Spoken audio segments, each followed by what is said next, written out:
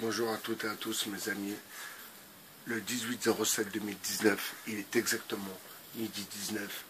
Madame Béatrice Elbez sur le 2.0. J'ai entendu parler de légalisation par 22 députés là dernièrement qui demandent la légalisation du cannabis récréatif. C'est les termes employés. Qu'est-ce que c'est que cette connerie? Et pourquoi pas la légalisation de la pédophilie récréative dans ce cas-là? Et qu'est-ce qu'on a comme argument? Qu'est-ce qu'on a comme argument? On a comme argument que la répression n'a pas marché. Oh putain, ils sont en train de gueuler là. Chier. La répression n'a pas marché.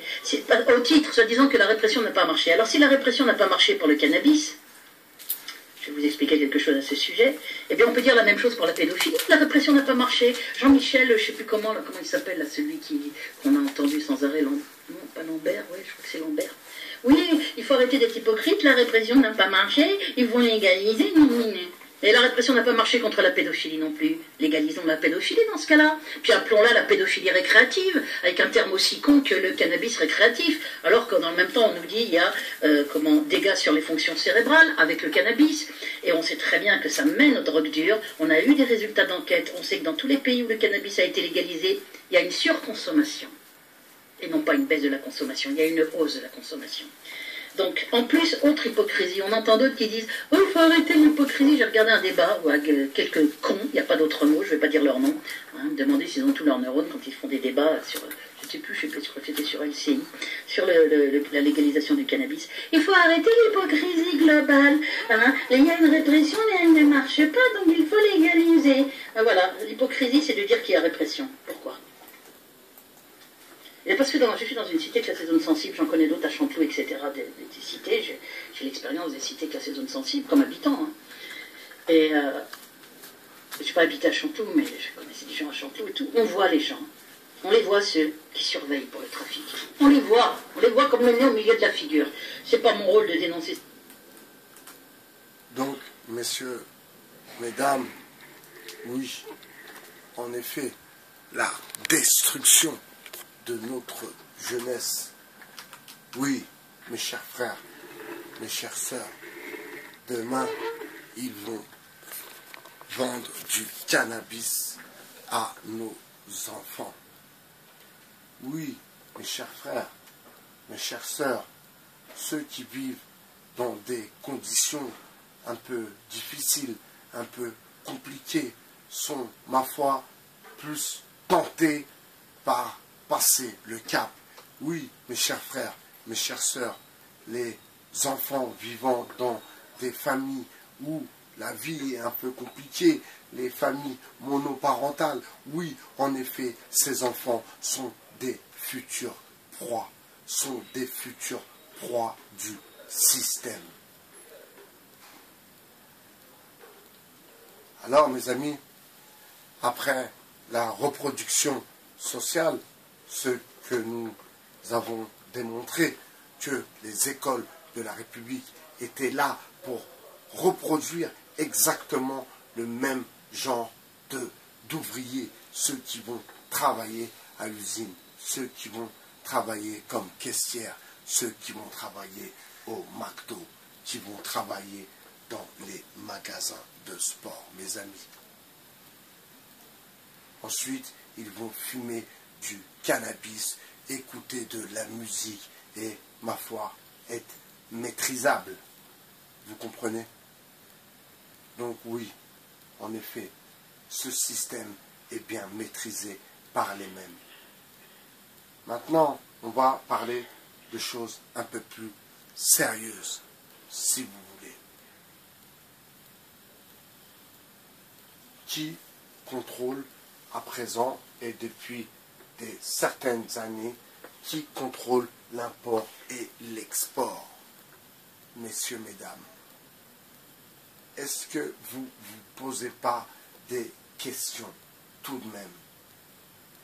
Est-ce que vous n'avez pas réalisé que tout ceci est bien fait exprès pour faire tourner aussi le système judiciaire, pour faire tourner les avocats, pour remplir les prisons et surtout pour construire des prisons, mes amis. n'oubliez pas que Martin Bouygues construit des prisons aussi.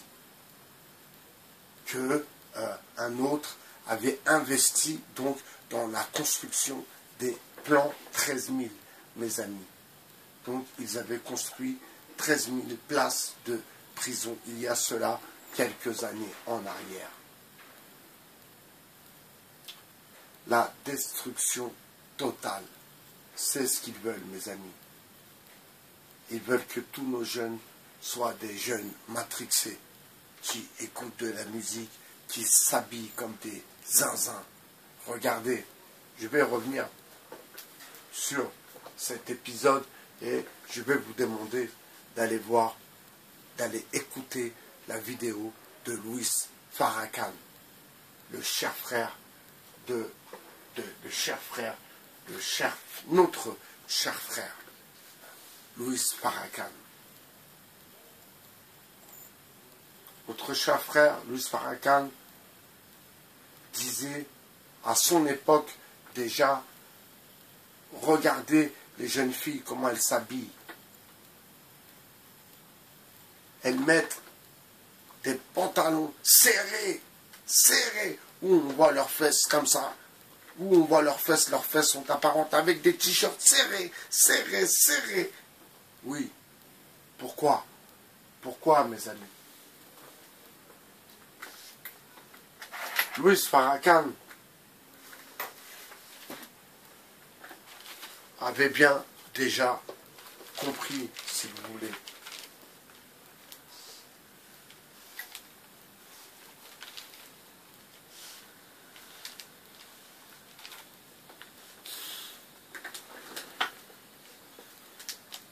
Vous voyez, mes amis? Vous voyez pas? Vous voyez pas? En haut, le cerveau, le bas. Je ferai une vidéo pour vous en dire un peu plus, mais notre cher frère Louis Farrakhan avait bien et bel et bien compris que la mode, le divertissement et tout ce qui va avec était bien là pour détruire notre jeunesse. Je voudrais vraiment, essayer avec vous de faire en sorte que les plus jeunes ne dérapent pas dans toutes ces conneries. D'ailleurs,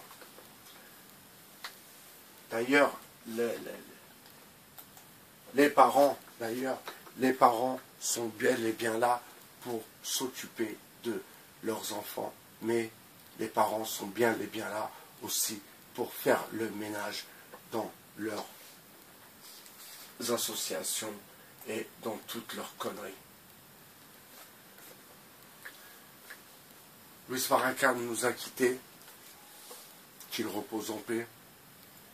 Écoutez aussi ses anciennes vidéos sur Noël et comment il explique, lui, Noël, et vous allez comprendre que Noël aussi, que le concept même de Noël était une fête pour les gens qui ne croyaient pas en Dieu. Noël est une fête païenne. Noël est une fête que les gens qui ne croyaient pas en Dieu fêtaient. Ils coupaient un peu de bois avec des boules, c'était leur délire. Mes amis, nous traversons une période très critique.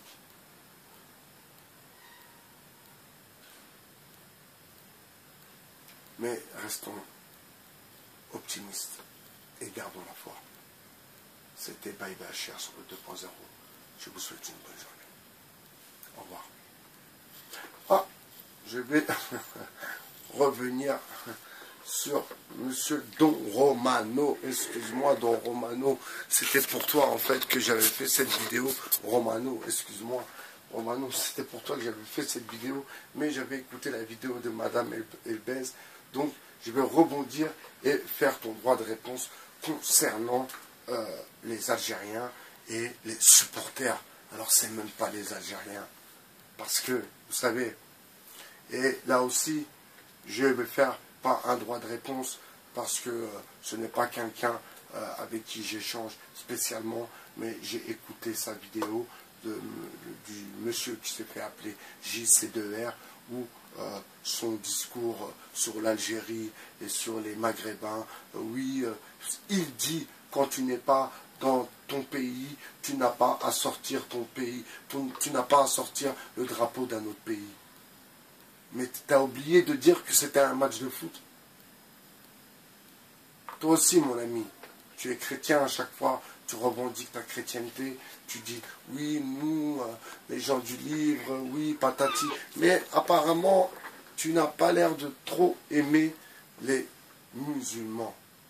Apparemment, même si tu évites à chaque fois de mal parler sur eux, mais apparemment, tu n'aimes pas trop les musulmans, parce que ta vidéo sur les supporters algériens, vraiment, elle était limite, très borderline.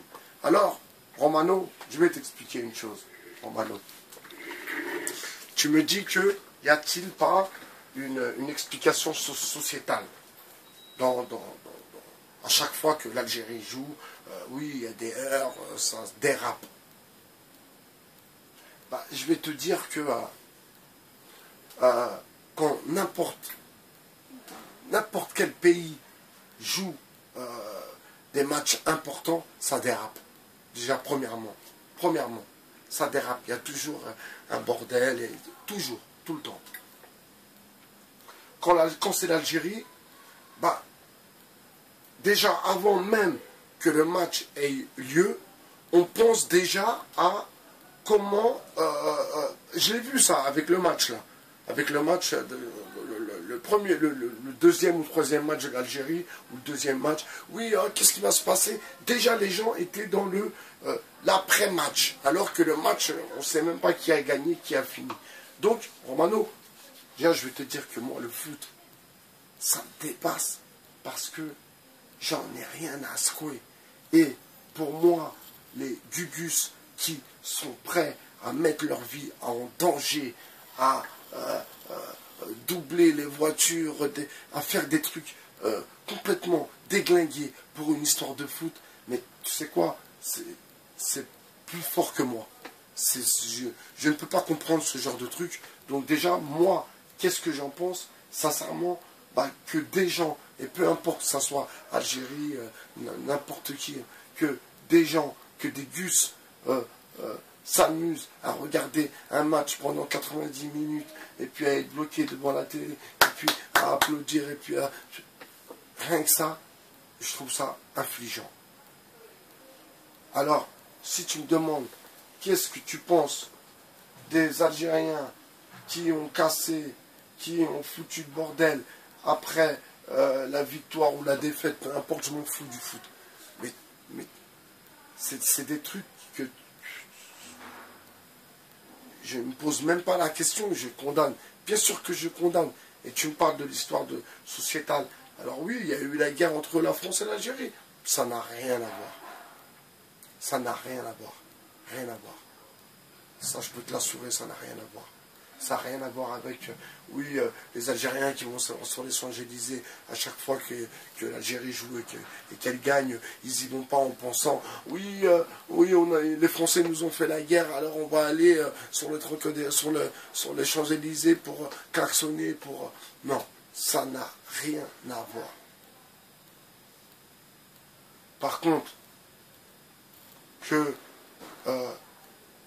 des Algériens aient encore, ma foi, les boules d'avoir été colonisés pendant un certain temps. Quand on voit les cités de Harki qui existent dans le sud, où les gens habitent dans des quartiers, où des des Algériens s'appellent Michel, Bernard, et ont été oubliés par l'État français, n'ont pas été réinsérés, si vous voulez, dans la société et vivent vraiment, à part, vivent vraiment dans un ghetto, des ghettos de cité de Harki. Oui, oui, ça me touche. Oui, je serais algérien, ça me toucherait. Parce que c'est Harki, avant même de collaborer, si tu veux, Romano, eh bien, c'était des Algériens. Et s'il n'y aurait pas eu la guerre, il n'y aurait pas eu l'histoire des Harki. Donc là, moi, je me positionne en tant que Français, je ne suis pas algérien. Alors, si tu veux que je me positionne en tant que musulman, eh bien, le foot, eh ben, c'est pas dans mon logiciel. Le foot, je joue au foot, je sais jouer au foot, j'aime jouer au foot, je fais du sport en général, mais j'aime bien le foot. Mais par contre, regarder le foot, bah, c'est pas mon délire du tout. Alors, si des gens qui ont regardé le foot, qui sont restés 2 fois 45 minutes devant la télé en criant « Ouais, ouais, ouais », et après ils sortent et ils vont tout casser, qu'est-ce que tu veux, Romano, que je te dise, à part te dire que je trouve ça d'un ridicule. Mais vraiment, et là, c'est pas spécialement pour les supporters algériens, c'est... déjà, pour moi, déjà c'est des victimes. De regarder le foot, pour moi, c'est déjà des victimes. Donc, pour aller, après un match de foot, aller casser des voitures, des magasins, c'est doublement des victimes. Donc, tu veux que je les condamne en plus? Bien sûr que je condamne toutes ces conneries. De toute façon, je condamne même le foot, si tu veux savoir. Parce que donnez-leur des jeux et du pain. Voilà quoi. Donc moi, il y a longtemps que j'ai pris conscience de cette connerie et que le foot, eh bien, j'en ai rien à foutre. C'est clair, Romano? Et je condamne, bien sûr, tout acte de délinquance, de destruction, de toute cette connerie. Par contre, comprendre, est-ce qu'il y a un lien avec la guerre d'Algérie? Sincèrement, je pense pas. Parce que comme l'a dit JC2R, c'est français qui sont algériens. Pour beaucoup, je les fréquente, hein, ils ont oublié cette histoire de guerre d'Algérie. D'accord, mes amis? C'était BHR du 2.0. Je vous souhaite une bonne journée. Et bien sûr, que ça aurait été les Algériens ou les Français, ou ça aurait été, j'aurais eu le même discours.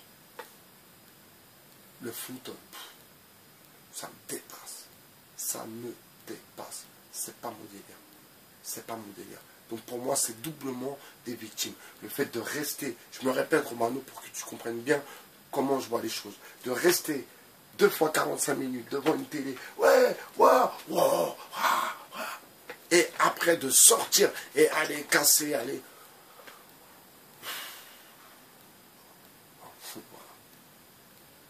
Je vous souhaite une bonne journée. Leïla, beaucoup de courage à toi. Je vous dis à très bientôt sur le 2.0. Ciao mes amis.